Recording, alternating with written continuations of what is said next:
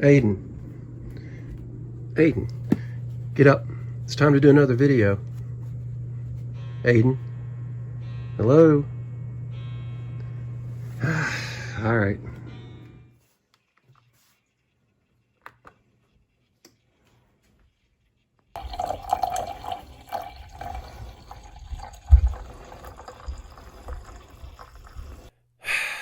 I need a boat.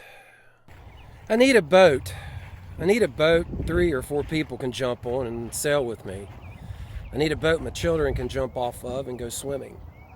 I need a boat that's light enough I can pull tandem up and down the East Coast behind my QRT. I need a boat that won't fill up with water after a heavy rain. Sadly, I think my time with the Little Escape has come to an end. Seems like only Phoenix and I can sail on it. We're really the only ones that can fit. I've always had tremendous success over the years using Facebook Marketplace for items that I needed that were used, so it wasn't much of a surprise that finding sailboats on Marketplace kind of fell into suit. I started over on the coast. Actually, that's where I would think one would find a sailboat. Even though my Escape was found in landlocked West Virginia, I thought the coast would offer more opportunities. Surprisingly, I was wrong. Actually, Middle Ohio, Michigan, and Pennsylvania seem to be the best places to find used sailboats with very reasonable prices. Hey, I'm not knocking the coast, of course. There are sailboats for sale on the coast. They just didn't seem as readily available as the places I just mentioned, and the prices were higher. Which makes sense. I mean, demand would be higher, so naturally the price is going to be higher on the coast. As I think about it, you're more likely to use your sailboat on a more frequent basis at the coast. But I found my Hobie in Ohio, so Ohio it is. Circleville to be more exact. Yeah, it looked like my best option, so Circleville's where I went. The little Hobie I found there didn't disappoint. So I'm flying solo today, headed up to Circleville, Ohio to pick up a 14-foot Hobie catamaran. We're going to take it to Hatteras. The plan is to haul it tandem behind the QRT. No, it's not illegal. It's not. It really isn't. As long as I'm not over 65 feet long. Okay, we're just outside of Xenia, Ohio, and my turnoff is... Turn right onto Moore Salem Road. There it is. Then the destination is on your right. And to pick up this catamaran. So hopefully it's in great shape and we'll bring a 14-footer home.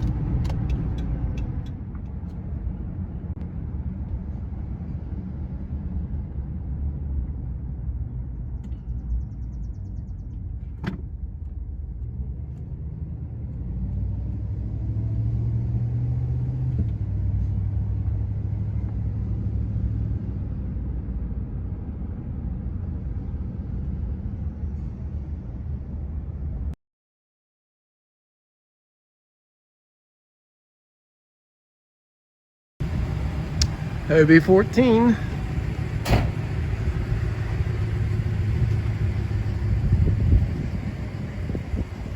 Not perfect, but she's got a lot of potential. Great sail, great tramp. Looks brand new. No real damage. Quite often when I go to get a sailboat, if at all possible, I try to carry the sailboat on my car trailer. You know, I ask the sellers how the wheel bearings are, if they've been greased regularly, if they're in good shape, and I don't think they're being dishonest, but a lot of the times, wow, yeah, no.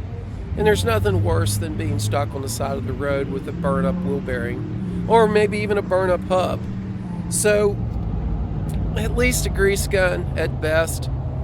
I use the car trailer and just don't take the chance. Again, there's nothing worse than trying to replace bearings on the side of the road.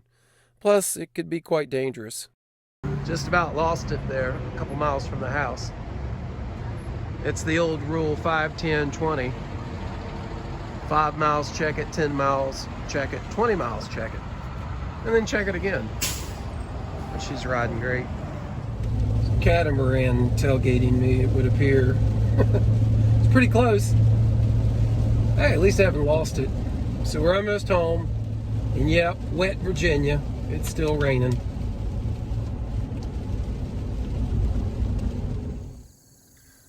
Well, I made it home. Boat doesn't look too bad. Actually, the trampoline looks brand new, or very close to it. The sail is definitely new. It's still crunchy. The mast is in really good shape.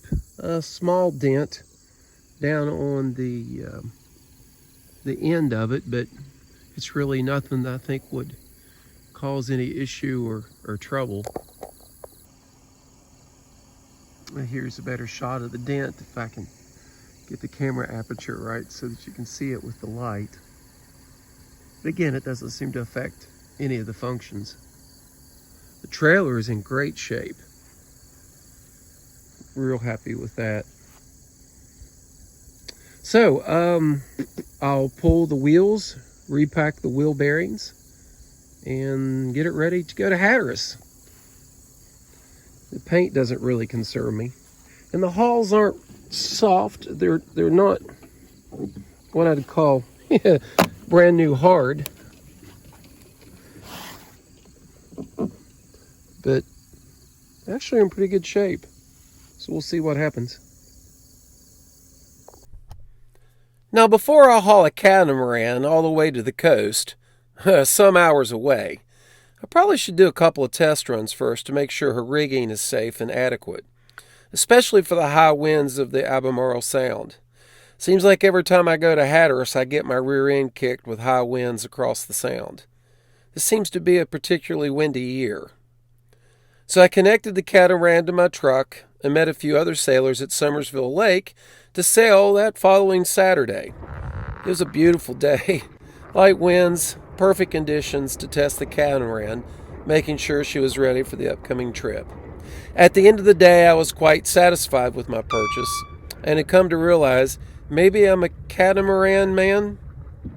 Man, after all? Catamaran? Anyway, I like the cat. It's pretty fun. So I mentioned earlier, I'm taking the catamaran to Hatteras. Well, more specifically, the Outer Banks.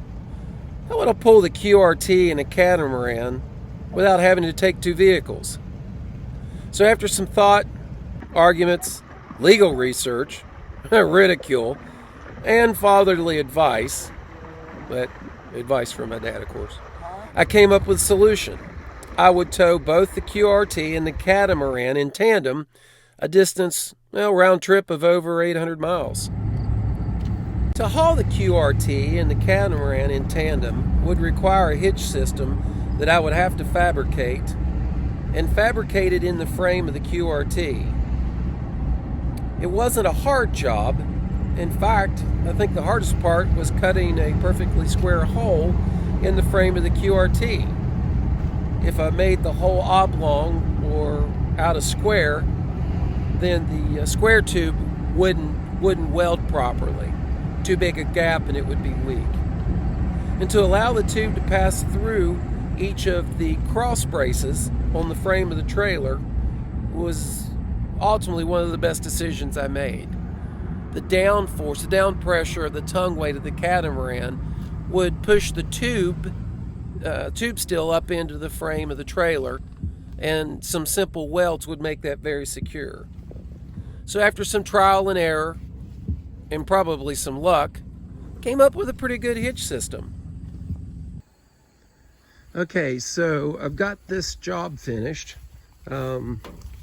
Looks pretty good. Again, I'm not going to win any welding contests, but I cut a hole in the back of the frame rail there and inserted a piece of channel and welded it back 2 or 3 frame rails so that it's very sturdy, and all the weight pushing down is going to actually push the channel up into the bottom of the trailer. So with the frame rails running across the width of the trailer, that's, nothing's impossible, but it's very unlikely it would happen. So I bolted 2 safety chain loops so that gotta have safety chains, and then made a wiring harness to come off of the back of the trailer there to hook to the catamaran wiring And so far, all the lights work. So I got lucky there.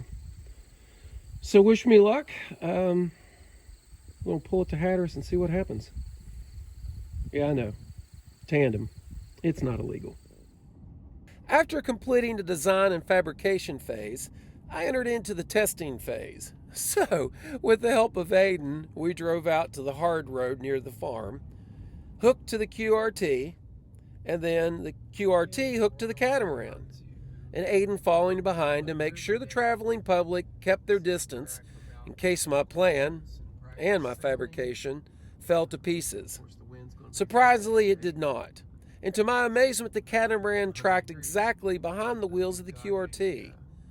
But yet it was wide enough that I could see it plainly from my rearview mirrors on both sides of the truck. I was really glad that I could keep an eye on the catamaran as we traveled. I sure didn't want to lose it and not know that I did. The cat didn't fishtail at all at speed and had enough tongue weight to be pulled safely. At this point, I was pretty excited. My plan worked, as they rarely do, and Hatteras was just a few days away.